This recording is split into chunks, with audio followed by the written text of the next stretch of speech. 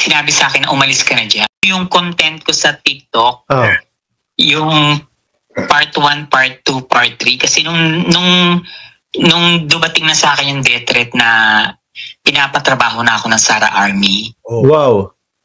Na-trace na kasi nila kung nasan ako. Hindi ko na lang po sasabihin sa inyo kung nasan ako ha. Oo. Talagang hinahagilap siya. Sabi ni Grace Dainla, Mark, live ba to? Live na live tayo.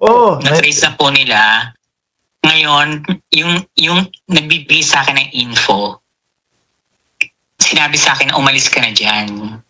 Okay. Kasi na-trace na nila kung nasan ka. Dahil ka linilik mo at nagugulat sila kung paano mo nalalaman yung operation nila. Kung maitatanong nyo mga kababayan, paano naman na-link si Pebbles Talakera, no? Si Mami Pebbles doon sa mga Duterte. Kung maalala nyo ho, di ba? Kung sumakabilang bakod dyan si Mami Pebs Sumakabilang bakod huyang si Mami Pebs. Sumama siya doon sa mga Duterte at nagkaroon nga siya. Siya yung namuno, nagsimula nung Friday group ho na pa-EDSA. At kasama ho doon si Morales. Kung natatandaan nyo, ay Chang, si Morales, yung kalbo, yung ngayon wala na, hindi na pinapansin. Bakit? May papideya-pideya pang nalalaman ayun, sablay naman pala. Yun yung sinasabi natin si Morales. Yun, sila, sama-sama sila doon sa 5-day group ng ng EDSA. Tapos, iilan lang po sila, wala pa hong 30 ang pumupunta. Grabe. Hindi ko na sasabihin kung paano ko rin nalalaman. So, ginawa ko, bago pa ako mapatay, di-booking ko na. Oo nga. Kung totoong plataforma gagawin nila kay PBBM. Pero mag-ingat ka. Yun yung napanood namin. Yun yung nakita ko na... Pero hindi si Chavit yun may gawa nun. Iba pa yan. Si Chavit ang may hawak ng revolusyon. Yung September 21, kaya pala nandun si Chavit, Ang hirap na ganito pala, Rina-reactionan ko yung sarili ko. Kaya pala nandoon si Chavit, mga bossing. Yung pag-attend ni Chavit na sana magsasalita para doon, para siguro, ang akala niya nga, ang sisigaw ng tao, Chavit! Chavit! Yung pala, is kurakot ang sinisigaw. Sa kanyang funds. Siya yung nagbabayad sa mga generals. Aba!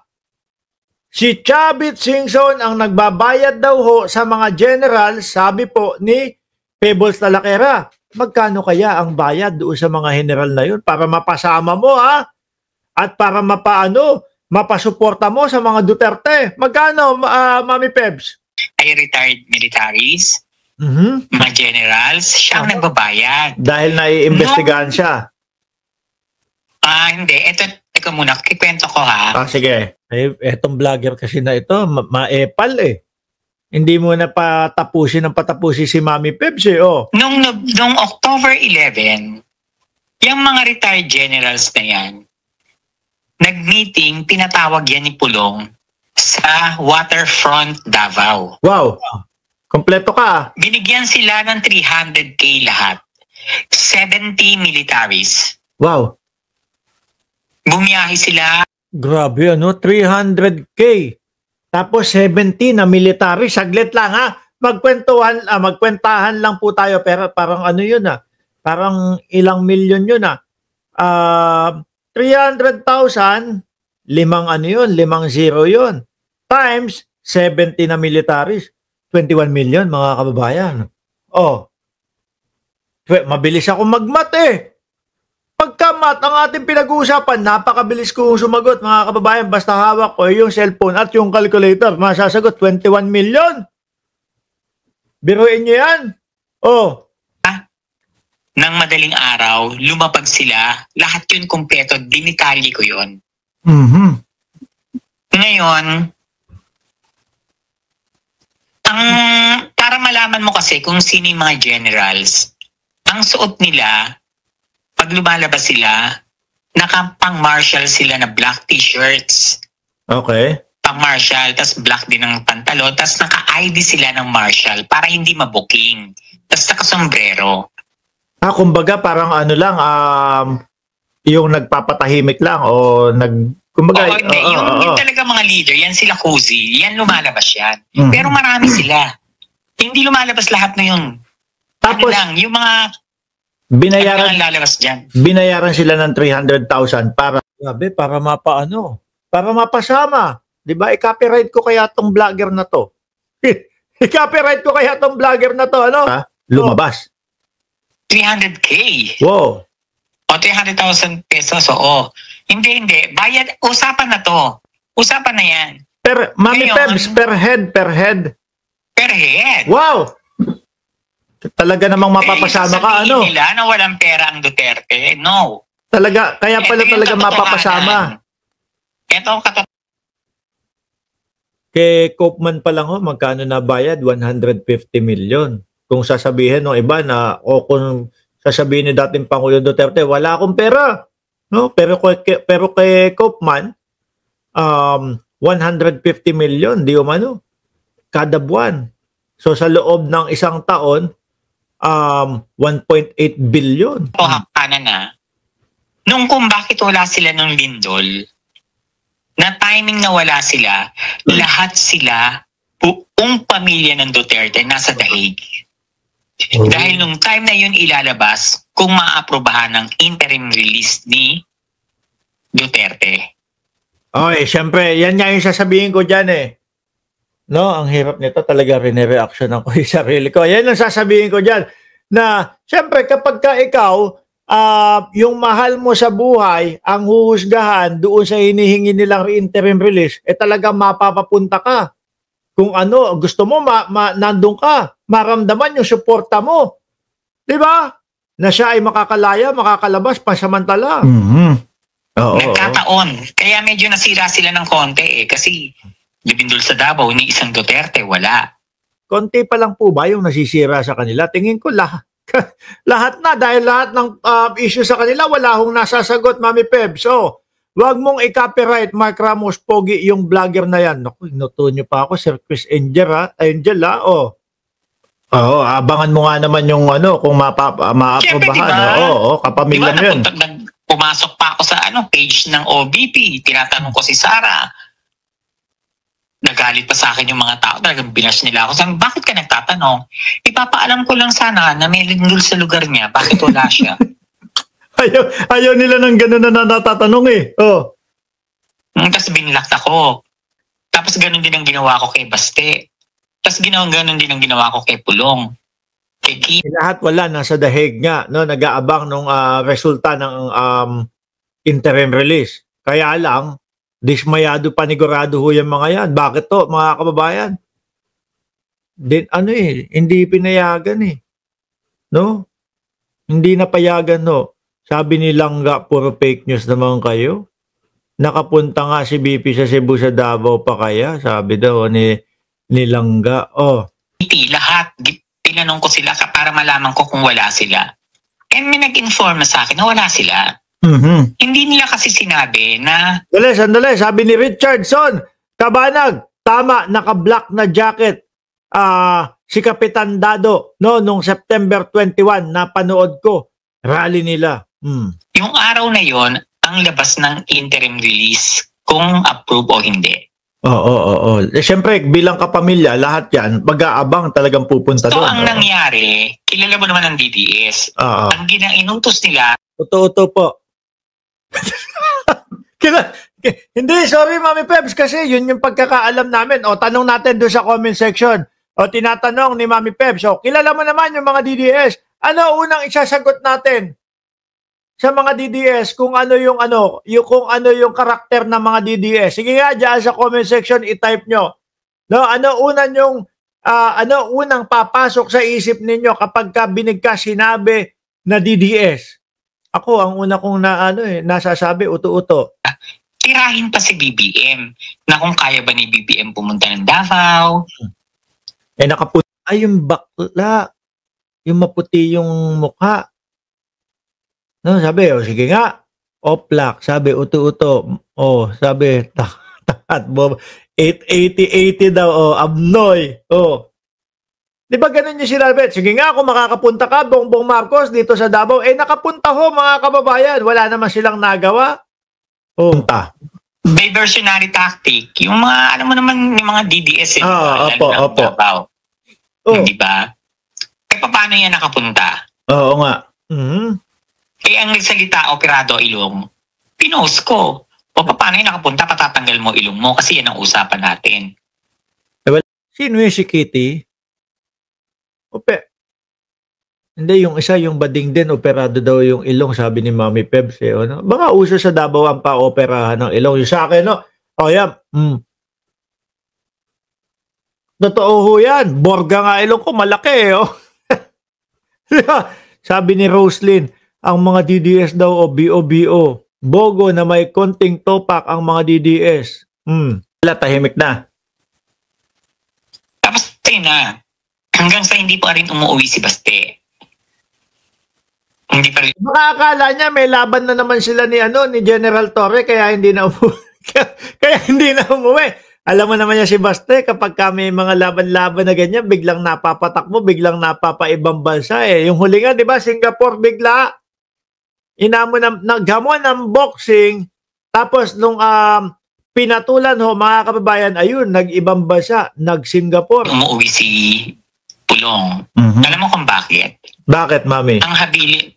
Eto makinig kayong lahat. Narinig ba nila ako? Opo, naka-live speaker tapos nakatapat sa mic ko. Alam na ni Duterte na hindi na siya makakalabas. Aha. Kahit maging presidente pa si Sara. Ang huling-hiling ni Duterte. Ako, may huling habilin na! Kantahan natin. Hindi kita limuta, hindi kita bababaya. Sige na, pakinggan natin. Huling-hiling ni dating Pangulong Duterte. Ano daw ho? Sabi ni Mami Pebs? Ipapatay si BBM. Hello? Grabe, ano?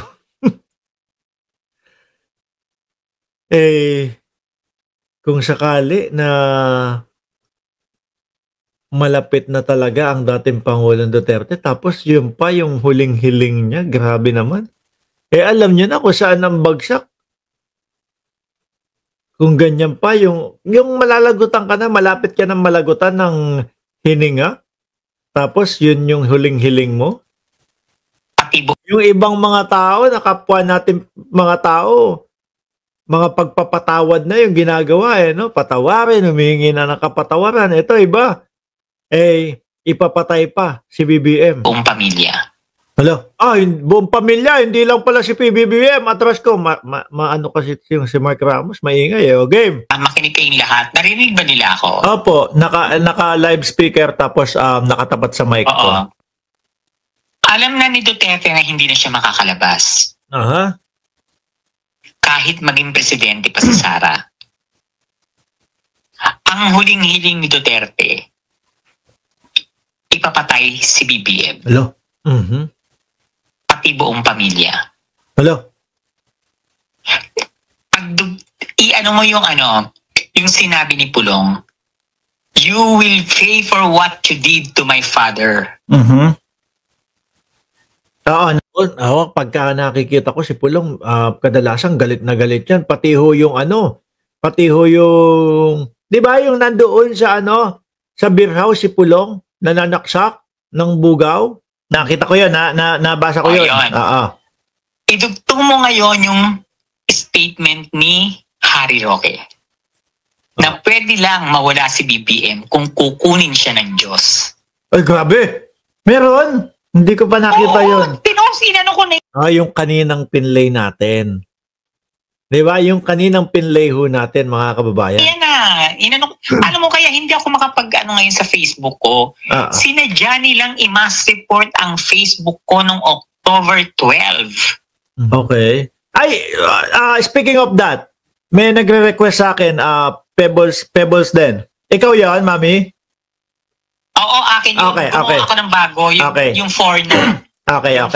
I-accept ko kasi hindi ko pa na-accept hanggat hindi kita nakakausap Gumawa agad ako ng bago. Opo. Ngayon, nabibisit na sila sa akin kasi yung September 21 rally, alam ko lahat yon. Oo. So, in-inform ko ang sila Browner, in-inform ko lahat, pati Palacio, in-inform ko sila kung sino funder, nagagawa sila ng coup, ayun, ang gulo lahat, nangyari lahat.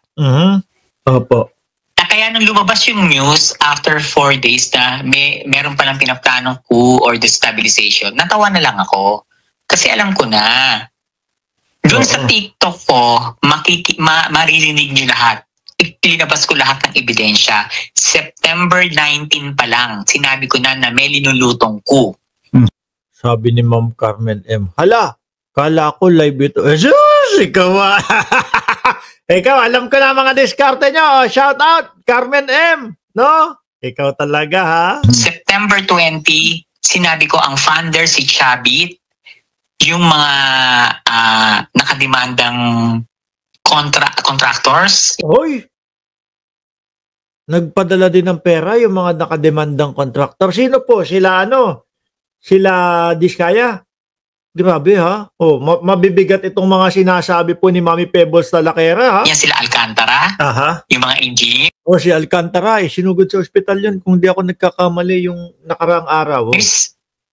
At yung Yusek na si Bernardo, sila ang nagbigay ng pondo para manggulo at magkaroon ng destabilization, mapaalis si BBM noong September 21. Siguro kasi nga, ayan, naiipit na sila. No? Kesa makulong, subukan natin na magpondo ng isang rally na magpapaalis kay BBM. Akala ho nata nila malanipal tayo. Wala, hindi obra, mga bossing. No, hindi obra, wala. Oo. Kasi kapag napababa nila si BBM that time or napapatay nila, absuelto lahat. Into lahat, oo. Pati si Roque, uwi. Absuelto lahat, yun ang plano. Hindi nagtagumpay kasi hindi ko pwedeng sabihin kung paano ko nalalaman eh. Kasi mapapahamak ang buhay niya. Pero ang kinatutuwa ko doon, sa akin siya nag-message. Detalyado lahat, sinabi niya lahat, detalyado. Totoo lahat yung pinost ko, yung merong manggugulo, may mag-aasaan ng apoy, lahat yon. Yung sinunog naalala nyo yung sinunog yung yung gulong ng truck, di ba? Tsaka baka pwedeng ma-connect dyan yung yung si Boy Lighter. No? Sindihan ang lighter! Buksan na ang lighter! Di ba? Tapos susugod sa Malacanang. Sabi ni Ma'am Carmen M. Sorry naman po kasi napanood ko kagabi. Nire-reactionan ko po yung sarili ko. Parang timang lang po ako, Ma'am Carmen. Hindi ho ako nagagalit sa inyo. No? Nire-reactionan ko lang po na parang timang yung sarili ko dito. Kaya nga sabi ng mga tao, ano ka ba, psychic ka pa? Bakit nagkatotoo lahat ng sinabi mo, mga pebs? Hindi na lang ako nagsalita. Kaya ikaw hinahunting ngayon? Oo. Nung una, ako kasi nag-booking ng Sarah Army. Na merong army si Sarah. Patagal ko nang pinupost yan. 3 months na yata, 4 months. Grabe. Na sinasabi ko na, puntahan nyo ang kampo ni Sara Duterte sa Sorsogon. Nandun nagtre-training yung mga Sara Army. At doon Champi Tuti, Timang. Para ako Timang dito. Doon din nagpupunta si Cheese Escudero pag magkausap sila.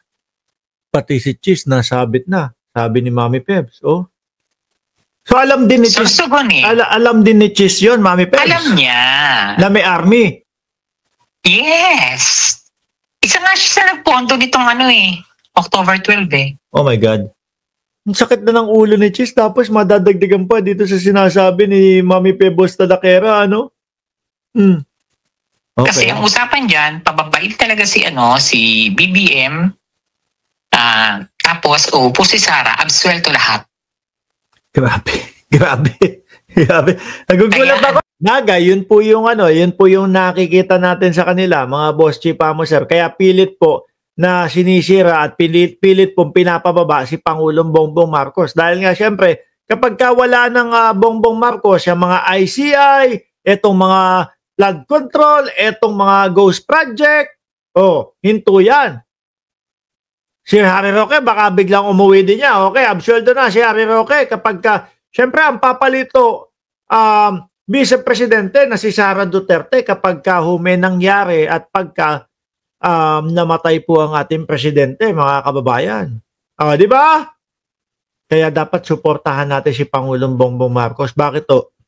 Kung ikaw talaga ay isa sa mga gustong makabalik, umunlad ang ating bansang Pilipinas, dapat sinusuportahan mo si Pangulong Bongbong Marcos. Bakit to? Siya ang nagsisiwalat nung mga korupsyon sa ating gobyerno.